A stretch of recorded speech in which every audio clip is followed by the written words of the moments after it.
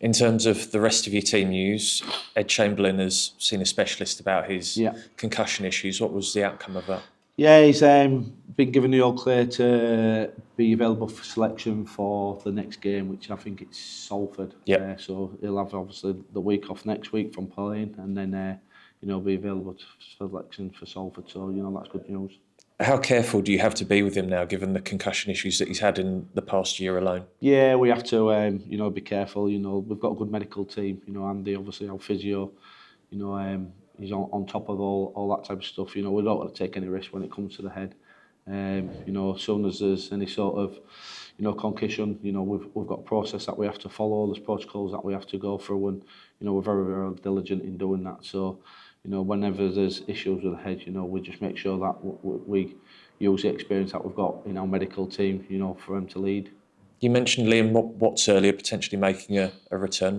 What can you tell us about that? Yeah, there's a chance. He's available for selection this week. We haven't finalised, obviously, the squad and the team, but the way that he trained today, he'll certainly be pushing, the conversations with regards to getting into the 17. He's chomping at the bit. He did a real good job for us in that game against Wakefield at Wakefield, and then unfortunately he picked up a knee injury and then re-injured the same knee in a training session 4 weeks ago. But he's back from that now, and the way that he trained today, he's really, really looking sharp and looking strong, and I'm sure he wants to get out on the field and help, obviously, the form that we're in at the moment. Has his recovery progressed quite quickly then over the last couple of weeks? Yeah, as he's Liam's obviously an experienced player. He knows, how hard to push his own body, and he's desperate to get out on the field to play. So he's very, very professional and diligent in his rehab and his recovery, and we've managed him accordingly. He spent a fair bit of time on his days off, doing a little bit extra just to speed up the process of him being available for selection, and he's benefited from that this week, because he's trained, like I say, trained really, really well today. So. He's going to be pushing for the 17, I should think. When's Jordan Lane currently looking at coming back? Jordan had a consultant appointment, I think it was today, and he's had some good news that the actual arm injury is starting to heal sufficiently. So there's a chance he'll be able to play before the end of the season. I can't give you an exact time scale, but he got some positive news from the consultant today, so that's good. And John Asiata and Will Price still on track to come back after the break? Yeah, still on track to come after the break. They've progressed, obviously, their return to play stuff. They're hitting high percentages now on the high speed running, flying around the training field. Will's obviously as loud as anybody, and as fast as anybody, and more skillful than anybody, which is great. He's certainly brought a lot to the group as well since coming in. And obviously John, very, very professional. They're pushing each other, and it'll be great to, finally maybe be in a position in 2 weeks' time to be able to pick, from a full-strength team, barring Lee Sam. Any fresh injuries? No, we're okay at the moment. We've managed to, touch wood, get through training okay. There's still one more session to go, which is Friday, team run, and we'll see where we're at after that. Elsewhere, Tom Briscoe has gone from being ever-present to then 18th man, and most recently an unused sub. Yeah. What's he said about the role that he's having to play, for want of a better word, within the side at the moment? Yeah, obviously Tom's a little bit disappointed. Like all players, they want to play, but the form of Lewis and Harvey's been good this season. They haven't had many bad games. Tom knows that he's got a role to play within the squad. Obviously, his best position is winger, but those two, younger lads have obviously, made those starting positions their own. So, the challenge for obviously Tom and the challenge for us as a coaching staff is just making sure that, we select on, performance, and that's what we'll be doing, obviously, moving forward. He's played some games at centre, and played a good role for us there when we've needed him to. But Tom's a professional, he knows. The trail of thought and what's required of him as a professional player. He'll contribute every day in training and be at the best he can possibly be, and as and when he gets his opportunity to play, I'm sure he'll take it with both hands. Given the players you've got coming back, will he keep his place in the 17? Yeah, there's a chance. There's a chance he'll keep his place in the 17. I think you know, there's a couple of ways you can look at, you know, the makeup of your team. You know, you can go down the route of, you know, the big forwards on the bench, or, you know, you can go the 3 big forwards and, you know, someone who can cover, and then, you know, the way that is tending to happen a little bit, and we've probably had to do this a little bit more, is, you know, we've probably had the 3 forwards and then, you know, an outside back on the bench, you know, just to cover the possibilities of injury. And, you know, Tom's obviously played that role for us the last couple of weeks. It's difficult sometimes, you know, when you play that role as that outside back or sat on the bench, because you don't always get on. But if something happens to your outside backs, you've got someone who's very, very capable of just slotting in there quite comfortably. This role that he's currently got, where does it leave him in terms of his future, given he's off contract at the end of the season? Well, it's just like everybody else. He's just got to keep playing well. I think you play well, you give yourself a better chance of, obviously, you know, sticking around from a contract point of view. And, you know, Tom is certainly someone who's having the conversations with the club, you know, and I'm sure as and when, you know, something will be worked out, you know, you'll be the first to hear about it. Sam Essay's available again. Is Amir Barra back as well? Yeah, Amir's back and available. Obviously, he served I think it was 7 days or 10 days protocol for his concussion. And then Sam Essay, you know, is able to play this week because it's not against his, you know, parent club. So, you know, Sam certainly comes into consideration for getting in that 17 as well. How big a dilemma have you and John and Simon got in terms of selection, given the players you've got coming back, but the performance that you saw at Wigan? It's a funny one. There's still Friday to get through because, you know, we've been unfortunate this year. You know, we've never felt we've been in a position where we can pick our best 17 maybe on paper, or best 17 in terms of form, because of, you know, the rigours of obviously the season, you know, and the rigours obviously training. So, you know, we're getting closer to being full strength, and I think that's a great position to be in with, you know, how many games, 7 games to go in the end of the season. And I think it's significant. I think you've seen around the competition when your best players are on the field, you know, it impacts on performance. And I think what we've done really, really well this year is, you know, we maybe haven't been able to put our best 17 on the field, but everybody's contributed. And I think that's a strength of our squad. You know, they've all played the roles, you know, from the Will Hutchinsons and Matty Laidlaws at the weekend to, you know, Tom Briscoes. And I think the strength of any team is that squad. And I think this year our squad has really, really stepped up. And, you know, they've played a great role in some key performances and key victories for us, albeit the one against Wigan last week. Yeah, I was about to say, I suppose that makes it all the more impressive, that display. 97% completion rate in that win. How on earth do you go about trying to replicate that again this weekend? Well, that's a challenge. It's a dangerous game, this one. You know, for whatever reason, we like to be the underdog. When we're backed into a corner and we're underdogs, it seems to bring the best out of us.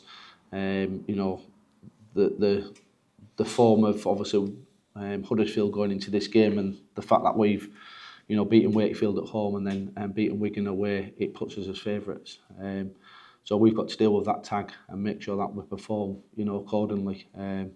Huddersfield are a dangerous side though. You know, the position on the ladder doesn't reflect obviously, you know, the quality that they've got in their side. They got off to a great start against Wakefield. You know, the first 10 minutes they looked really, really sharp. There was in good form. You know, they scored early, got 6-0 in front, and then Wakefield are the type of team that can do what they did to Huddersfield. That they went 3 tries back to back in the space of, you know, 10 minutes, and then that game sort of like blew open. And, you know, obviously Robbo and Finney, you know, addressed it at half time, and the second half was a close game, but the scoreline had already sort of like got away from them. And then it was the same case against Wigan the previous week.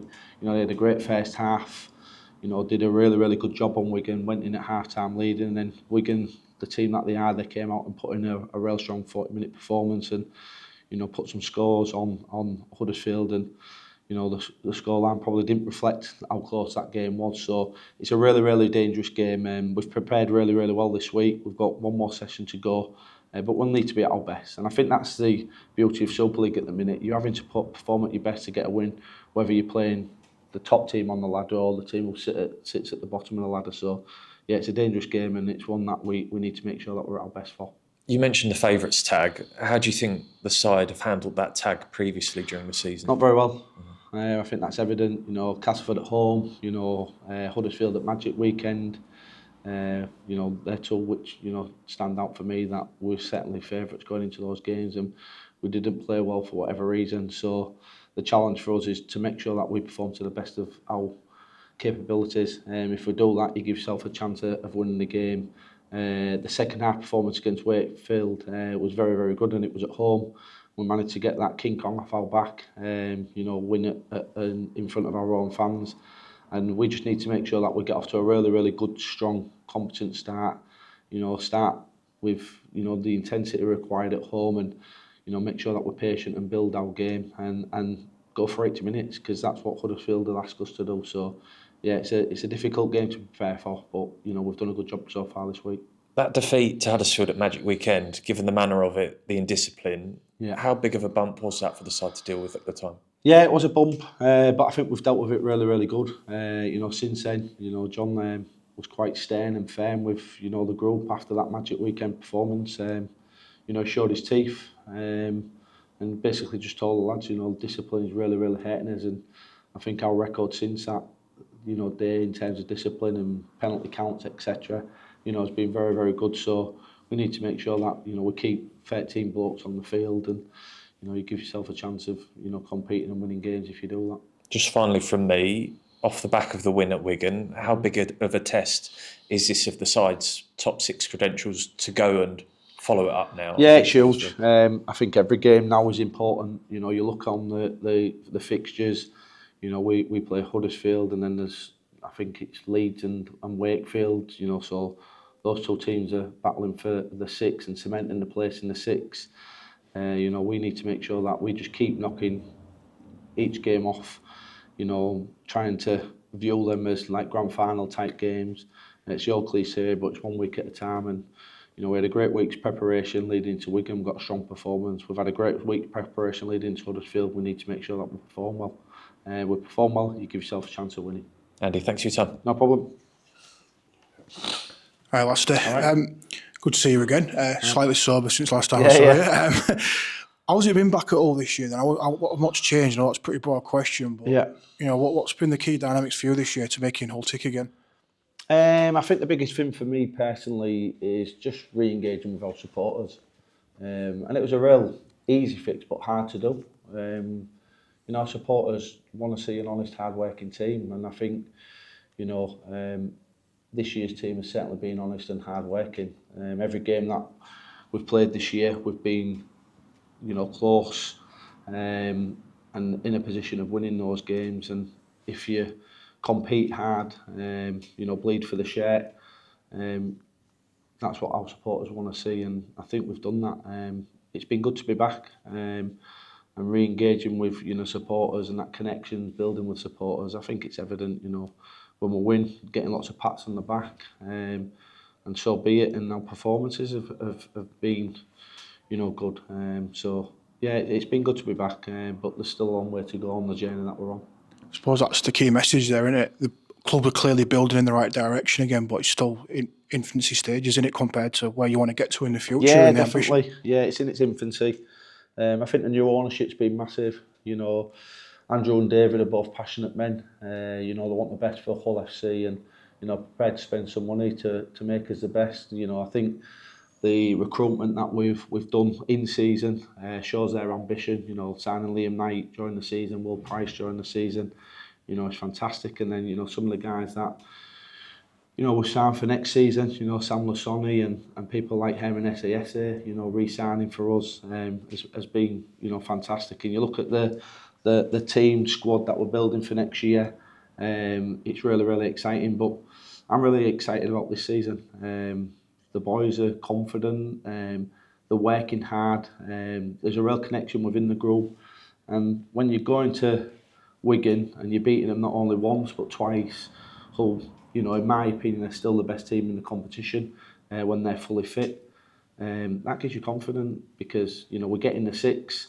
You know, you've got to go to a Wigan away, or you've got to go to a Huntington Rovers away, or Leeds away, and we've been good on the road. So, you know, that gives us confidence as a group. What we've got to do is make sure that we take care of business between now and the end of the season, and that gives us an opportunity to get playing in those big games. So it's 1 week at a time, then keep feet on the ground and keep building. Yeah, definitely. You know, and I think the signings that Cat has made, you know, the senior blokes, you know, they keep everybody's feet on the ground. You know, they drive high standards. You know, Aidan Caesar, as captain, you know, has been sensational for setting standards on the training ground. You know, Liam Knight's been very, very good.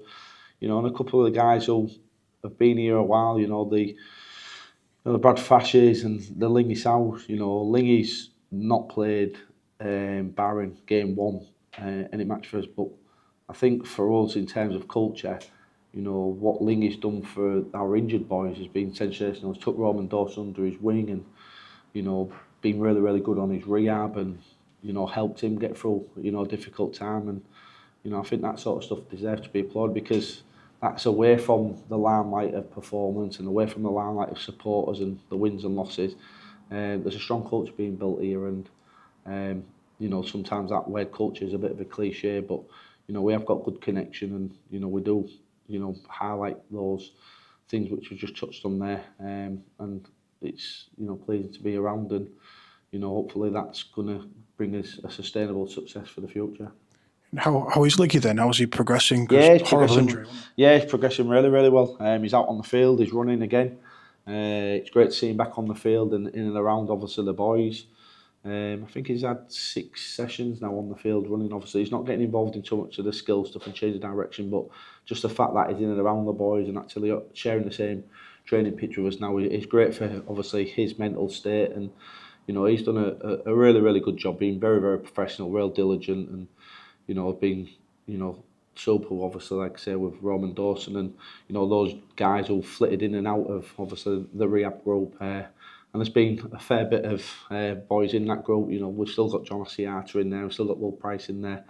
So Lingy's got obviously a couple more guys to sort of like nurse and help through the rehab group. And then, you know, I'm hoping that he might be available for selection for a game towards the end of the season, but we'll just see how that goes. How will that work then? Because he's deregistered to bring Liam Knight in. Is that something you'd have to go to the governing body with? Yeah, no, that's something obviously from a political point of view, but, you know, he's still obviously you know, training hard and rehabbing well. So in terms of his future, I mean, is there anything you can share? I don't know on that with regards to Lingy. You know, he's obviously he's not contracted for us for next season, and like I say, he's still obviously in the injured crew. So, you know, he's just tracking along and doing his rehab.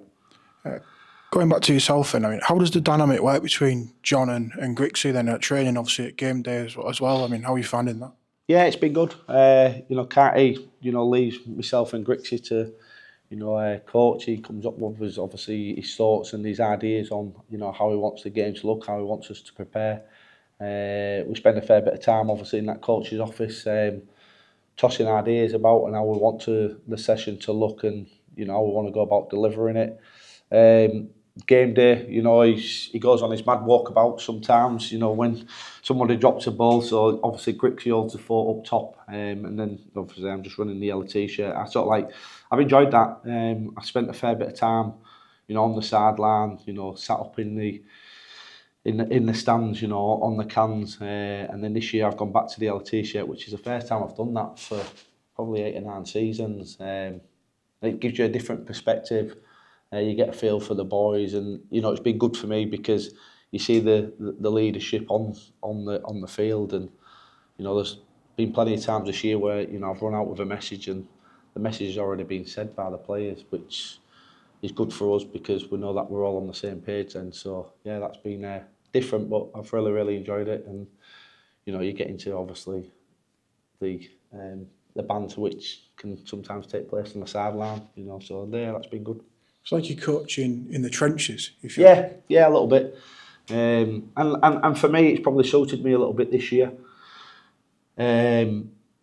Certainly from a club's point of view, you know, Carty, you know, asked me, he said, are you okay, you know, running the yellow t-shirt this year? And I said, yeah, that's fine. He said, I just think it'll be good for you. And he said, it'll be good for us because, you know, I want you to use a little bit of my passion and my emotion, which I can coach with, to help the players. And, you know, there's been a couple of occasions where, you know, I've been quite emotional with my messaging before a game and behind the sticks and, you know, at half time, and it seems to have a response with the players. And And I don't like it, I don't like getting behind the line, when a sub's about to be changed and whenever it's defending our try line, I'm screaming and shouting, and you can feel that energy from the supporters and you can feel that energy from the playing group. And then when we get a shutout or throw someone into the touch, you get round the boys and, be that energiser. And, along with obviously David Litton and Zach Hardacre, I don't mind being cheerleader. So, no, it's good. I've been, really enjoyed that. Good stuff. And in terms of personnel, everyone's talking about Caesar, John Asiata, Zach Hardacre, but still a young core of players in that squad every week from last year. Your Davies, your Harveys, your Lewis's, Jack Charles has been playing recently, Matty Laidlaw. How important of a message is that from the club to stick to those values and show that you are sincere and you are genuine with that youth development? Yeah, I think the big thing is them lads have to be good enough. I'm all for giving, young lads an opportunity, but you can't just give them opportunities based on the back of other people not being good enough. I think they've got to get their opportunity, they've got to play well and stay in the team on the back of performance. And I think, the guys who have actually stayed to claim, their performances have been good enough to stay in the team. And I think that's, a long-term goal for us is to continue blooding our own players. But I think what's important for those young players to know is there is a pathway for them, but you've got to be good enough. You've got to play well, you've got to train well. You've got to show the head coach that, you're good enough to hold down the shirt and your performances dictate that. And I think those guys have done that. Charlesy, last week, did a good job for us and was a good foul for Caesar, played his role really, really well.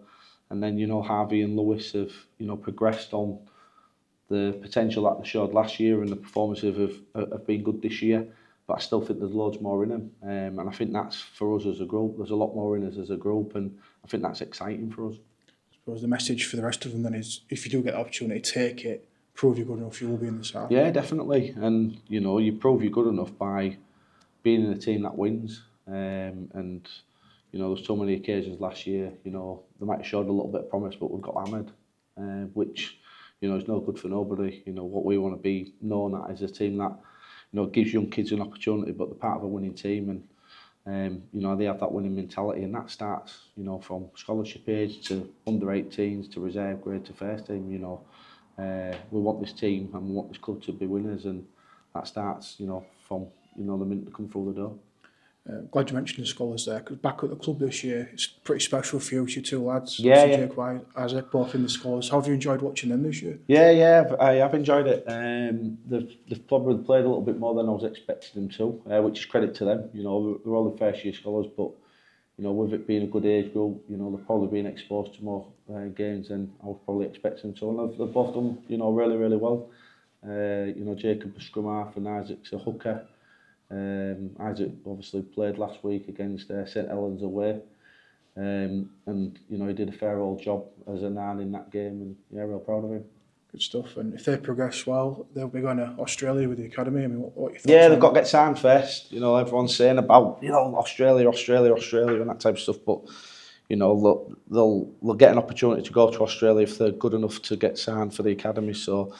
Then they'll direct show that they work hard next year along with the rest of the scholars, because we aren't just giving out contracts to anybody. We're giving out contracts to lads who've earned it and deserve it and shown enough ability to earn a contract at our club. So if they're good enough, they'll get an opportunity. But if not, unfortunately, someone's going to be having a hard word with them, and I'll have to try and pick up the pieces. So we'll see how we go there. Not a bad incentive though. No, it's great incentive. I think it's a fantastic initiative by the club. It's certainly something to be excited about. Not many young lads get an opportunity to go and play rugby in Australia, and the fact that our club are putting on this trip to Australia in a couple of years' time, it's a chance of a lifetime, and I'm sure they'll learn a great deal from it. As a club, we'll learn a great deal from it, and it's great to get our brand out there, and rub shoulders, with some of the great clubs in Australia, and I'm sure we'll learn a great deal. And then lads, whether that's the pinnacle of their careers or it's a stepping stone for them to progress on to bigger and better things, I just think it's fantastic to be part of, and I think it's great that the club are doing something like this. It's a great recruitment tool as well. Entices lads to go. Oh, I'd like to be part of that. I'd love to go and play at Hull FC. I know other clubs like St Helens and Warrington have done it in the past, and you know, it's been very, very beneficial for their clubs, and you know, it's great for our city. And you know, I know there's lots of people who are excited about, you know, helping, you know, to get those lads the opportunity to go out there. So it'd be great. Stuff. And just one more about a local lad, please. Brad Fash, been awarded his testimonial. Someone you obviously know very well. Yeah, know him very well.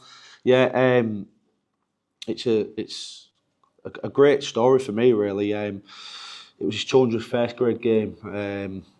Was it against Wakefield? Against Wakefield, 200th game against Wakefield, and I got the honour to present Brad, obviously, with his 200th appearance shirt. And we had his mum, Tracy, and his dad, Mike, obviously, at the back of the room, and they're family friends. I obviously was the head of youth when Brad signed.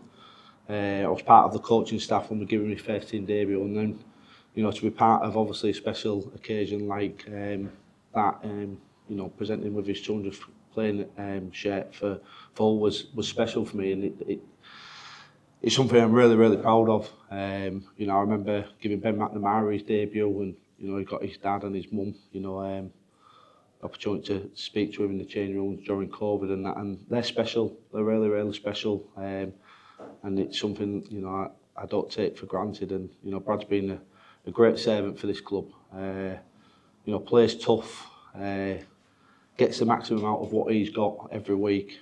Great defender. You know, I thought last week the job he did on Junior in December was sensational. He plays on the edge, and what I mean by that is a bit of a grub. Probably the best wrestler we've got in our team. You know, he does all the groundwork stuff, he gets his head in close, he gets his squeeze on, and he was a nuisance for Junior, and Junior is very, very good at creating chaos in his carries. Well, he didn't get any joy out of Brad, and you know, I think that's testament to the type of character that Brad is. And you know, I hope obviously, you know, the supporters appreciate Brad and get behind his testimonial, because he deserves it. A great lad, and you know, like I say, I'm proud to be able to say that, you know, I was part of obviously his journey, giving him an opportunity back as a head of youth, and then, like I say, being part of that presentation last week. So hopefully he's got a few more games with him yet, and you know, he continues playing well. Top man. Cheers, Andy. No problem. Andy, can you just run us through what the plan is for next week? Are you going to let the players have 3, 4, 5 days off? Yeah, they've got a little bit of time off Sunday to Sunday, so they've got a week off. So I'm going to be going off to Corfu with my family. Nice. It's the first time I've had a holiday in season since 2019. We got beat by Warrington in the Challenge Cup semi-final at Bolton, and Radders at the time give us the cup final week off, so I had a trip to Mallorca. It's the last time I've been able to get away during the season, so yeah, I've got a little bit of time off. They'll all get home programmes. There'll be 1 or 2 boys who obviously have to continue doing their rehab, etc. Yeah, but they'll get a little bit of time off, which I think is a great initiative from the game, to be honest. It's a long old season. Some teams are benefiting from a little bit of downtime now with the split round, and you know, we'll benefit from that next week. Yeah, I was going to say, at this point of the season, yeah, do you feel like you need a chance as well, just catch your breath and just reset yourself for the running? It's a tough all year. You know, there haven't been many breaks, even though we obviously knocked out of the Challenge Cup. We still trained, and those weeks, which were cup weeks, we give the boys obviously a fair old touch up. You know, there was, you know, tough old sessions. So this comes at a good time for us. You know, it's a little bit of a break, and we'll be very, very clear on where we are after the Huddersfield game and what we need to do for, you know, the final assault on the race for the top 6. Just on Liam Watts, how has he changed as a player and a man since you worked with him before? He's lost a lot of hair, and he's matured a lot. Still a larrikin, shall we say. And he's a great guy, Watsy. I've got a lot of time for him. He was part of the scholarship way back when he was 15. Him and Joe Westerman, they used to travel over and train. And then when it came to signing time, they went obviously the big dollars at Castleford and they signed for them. But he's been a great servant, and we speak a fair bit. And you know, back in 16, 17, our glory years, you didn't get a better middle than that. You know, Scott Taylor, Danny Houghton, Liam Watts, Gareth Ellis, you know, formidable. And Watsy was a really, really good fit within that middle unit. Athletic, could pass, aggressive, played on the edge. Though sometimes he stepped over, but I think you need that as a front rower. And like I say, Watts, Taylor, Houghton and Ellis is a really, really good middle unit. And Watts is really, really keen to get back out there. Trained brilliantly today. Looked really, really sharp. He's got the bit between his teeth. He wants to contribute to a successful season that we're having at the minute. And I'm really excited to see what he can do for us. Just want to ask you about Deneve, who's obviously at Catalan at the minute. Yeah. Seems to be getting a lot of minutes. What do you make of the way he's playing? Yeah, I'm in contact with Deneve every week, so I look at his game and then I feed back to him, obviously, on our Huddle Sports Code system. So he's clearing what we expect from him from a Hull FC point of view. Getting feedback, both positive and negative, and things that he needs to improve on and things that he's done well. I think he showed what he's capable of in the game against Warrington offensively. Really, really strong. The try he scored is Deneve all over, but also in that game, he showed an area that he just needs to improve, and that was he just took a play off when George broke through from marker, and it resulted obviously in them scoring a match-winning try. So Deneve's aware of it. He's someone who's got huge potential. While he's at Catalan, he's been exposed to playing week in, week out Super League, which is good for him. It's a club that I know well. They're going through a bit of a tough season, but Deneve's contributed, and they're really, really pleased with what he's doing. And I've been pleased, with aspects of his performance. He just needs to play. He just needs to play week in, week out. And the way that Amir was playing and the role that Deneve had, playing 10 minutes here and there, wasn't going to develop him like this is. So. It's a win-win for Deneve, it's a win for Catalan, it's certainly a win for us because we're exposing him to Super League, which is what he needs to play at. And I think he's shown in the 4 weeks while he's been at Catalan, there's some really, really good bits in Deneve's game. He's just got to produce that on a consistent basis and continue playing well for Catalan. Yeah, you mentioned you obviously was at Catalan last season. Yeah. What do you make of the appointment there? And has it been a tough watch really for Catalan this season, given your association? Yeah, it has been a tough watch. I'm good friends with Steve McNamara. Was a champion coach. Learnt a great deal from him. To manage a group, and how he went about his business last year. Extremely hard worker. And it's sad, when someone who you respect highly, unfortunately loses his job. But Catalan obviously have made decisions to go with obviously Joel Tompkins, and the rumour is that they're bringing Mitchell Pearce and Mickey McLaurin on board, to support him. I don't know Joel, very, very well, but the time I've spent in his company, I know Sam obviously particularly well. He's very, very astute, hard-working coach. He's been schooled in that Wigan system, under the Michael Maguires and Sean Waynes. And I know he'll coach them hard, and I know it'll be a success because that's what that Wigan conveyor belt have done, not only from a playing point of view, but the players who are now sort of like adventuring into the coaching world. They'll be well disciplined and they'll bounce back. It's a strong club, and they'll be hating at the moment. They've probably underperformed a little bit this season, but they'll have their reasons for underperforming. But I'm sure Joel and obviously, the new coaching staff will be doing everything they can to try and get them back challenging where they should be. Yeah, and it's a chance for a young British coach as well, which doesn't happen all too often these days. No, it doesn't. It doesn't. And I think that needs to be applauded. There's some good young English coaches out there who don't always get the support and the opportunities that they deserve. Pardon the pun. But Joel will be good. He'll be a success. He's like I say, he's well schooled. He's got great experience. He's been around different clubs. So he's been at Catalan. He's been at Hull Kingston Rovers. He's been at Wigan. He's had a stint in rugby union. He'll have good contacts. He's got good knowledge. And very, very hard working by all accounts. So he'll be a success. And it's great that the Catalan club have decided to give obviously Joel an opportunity. Just want to touch on England as well while we've got you. Yeah. I mean, does the Ashes series appear a lot closer now? Australia have got a head coach in place. Yeah, it does. I think it's 96 days now until Test match 1. you know, we're in contact fortnightly, you know, with the squad. Send clips to them on England standards. This is what England players should look like. These are things that you need to do better. You know, and that's working really well. Kevin Walters obviously carting knows him from his time at Brisbane. He's just been appointed as the Australian Test coach, so it's really, really exciting. By all accounts, ticket sales are going well.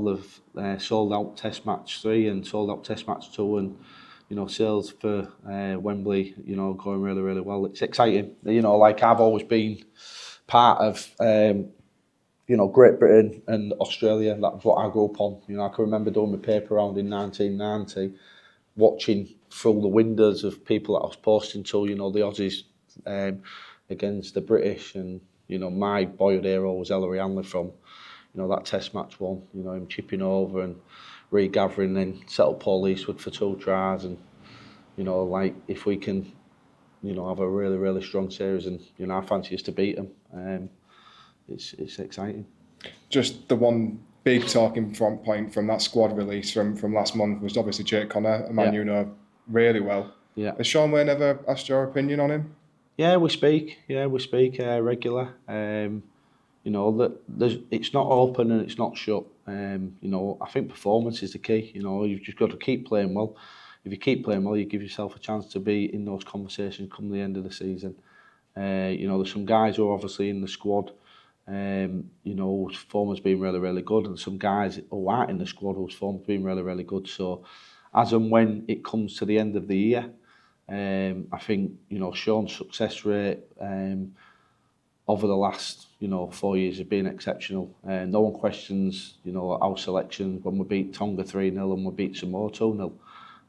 But unfortunately, the media, you know, love negativity rather than speaking about the guys who are in it. They're more concentrating on the guys who are not in it.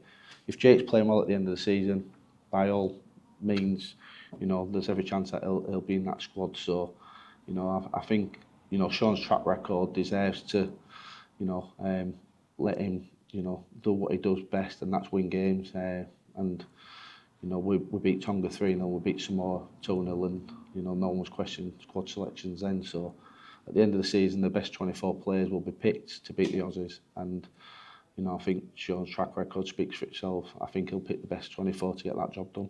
And just straddling both roles, you know, your whole FC job and your England job, how far do you feel the likes of Lewis Martin, David Litton are from being on that international radar without putting too much pressure on them? Yeah, well, the last time we came, they were all into me in the corridor about selections and why have you picked him and why haven't you picked him, and like I've just said then, at the end of the season, the best 24 players available to us will get picked. And like I say, our track record over the last, you know, 2 or 3 years in terms of those international games, you know, we haven't done too bad, so we'll pick the best players. But in terms of Lewis and Harvey Barron and David Litton, you know, their names have been spoken about, you know, at that top table, which is credit to them. But I think the challenge for those guys is the challenge for everybody in the competition. You have to consistently play well week in, week out. And I think if you play consistent well week in, week out in a winning team, you give yourself a really, really good chance to be in a England selection chat come the end of the season. You know, the raw materials are there with, you know, Lewis and Harvey. And, you know, Davey has taken a significant step in the right direction this year. And credit to him, you know, he was one in the pre-season, marthering me for video. I want to look at Herbie Farmer, show me what he's doing. How can I defend like that? Right, show me Stephen Crichton, what can I do to defend like him? How can he influence a game more? And I think Davey, you know, is someone who goes away, he's diligent, he's working hard at his game. He turns up every single day with a great energy and an intent to learn. And he's getting his rewards for it. You know, he's playing some consistent rugby for us in Super League. I think the challenge for Davey, and he'll be the first to admit it, is he probably played his best game of his career. Catalan away, gets man of the match, everyone's patting him on the back. We're going to play Castleford at home. Probably had his worst game of the year. Consistent players play week in, week out, 8 out of 10. And that's a challenge for us. And I think Davey's had 6 weeks now where he's played really consistent and he's played a high level. You know, he had a great duel last week with his opposite number. I can't remember who it was, Kieran. And probably David came out on the right side of it. He gets an opportunity to go up against a Tyne Milne this week. Tyne Milne at Magic Weekend probably got him covered. So I know that, Davey will be making it a personal battle to make sure that, he gets 1-1 against Tyne Milne. So, he's playing well and, credit to him, he's doing the work. Thanks, mate. No worries. Cheers. Hi, Andy. After a performance like on Saturday at Wigan, how much is the temptation to just keep it? You're talking about players coming back, like Liam Watts potentially. Yeah. How much is the temptation just to stick to the same 17, 18 man that played against Wigan and that produced that performance? Yeah, there is a temptation to just stick with the same 17 and basically say to those boys, right, go out and do the same job. But what we've got to do as a coaching staff is pick what we think's the best 17 to get the job done this week against Huddersfield. And if that means, making a couple of changes here and there, then, that's what we'll have to do. And the 17 that we pick will be what we feel is the best 17 to get that job done on the weekend. So, that's what we'll be doing. And obviously, they turned you over the last time you played them. Yeah. But obviously, there won't be any talk of revenge as such in leading up to this game, I'm guessing. It's a hard one, we won't talk about it as a staff, but I know the players, were hating after the Magic Weekend performance, so they'll be wanting to right some wrongs from that performance. But I think the challenge to us is playing to our standards, which we've set ourselves, and the last 80 minutes was the best we've played this season. What we want to do is build on that performance and try and better it. If we're able to better that performance, then it's going to be difficult for obviously Huddersfield, and we'll make it a difficult place for them to come to and to get a result. I think the big thing for me is, we want to build on the win that we got at home against Wakefield. Our home fans have had it tough over the last year, 18 months. They haven't seen many wins at home. They haven't seen many strong performances at home. We need to get another strong performance and give them an opportunity, to get behind us once again and, make the KC a fortress, because for us to be successful, I think we've got 6 games left, seven games left or 8 games left, and I think there's 6 at home. We need to make the KC a fortress. So whatever's gone on before at the KC Stadium, it's a little bit of a shout out to our supporters. Just get behind us. Let's make it a fortress. They can play a significant part in us having a real strong finish to the season and propelling us into that 6 by get behind us. I know there's going to be times where our backs to the wall, we might drop a ball. What we don't want to hear is the groans and that. Just get behind us. Let's make the KC Stadium a place that teams don't want to come to. I promise you, as supporters, we'll be doing our absolute best performance-wise to play well, to defend well, to play entertaining rugby. But we really, really need them to get behind us and make it a fortress and make it a real difficult place to come. Because if we can get that place bouncing, and like I say, with 6 home games to finish, you win all 6 then, you're in the 6. So I'm really excited by this week's game. And obviously, Hull have been known in recent years for they fall off towards the end of the season. But having said that, you've just beaten Wakefield and then you've gone and dismantled Wigan. Yeah. How much of that is you saying, look, we've been known for falling off at the end before. Yeah. Now we're actually starting to do the business at the end. Yeah. People need to take more notice of that fact. Yeah, definitely. I think the medical team, the S&C team have done a great job in keeping, the players in good peak condition. I think Carty's experience has been great for us. Just drip feeding little bits, and it's not always been rugby. It's been some leadership stuff and, different videos to try and push certain buttons with some players. I think, the way that we've gone about, selecting teams has given us a little bit of energy. And I think the challenge for us is, we've got a really, really big 80-minute performance coming up against Huddersfield. We need to be at our absolute best. If we play well, we give ourselves the best chance to win the game, and then you get an opportunity to reset, take breath, and then attack the rest of the season after having a little break to recharge your batteries. So, I'm hoping, the best of us is still to come.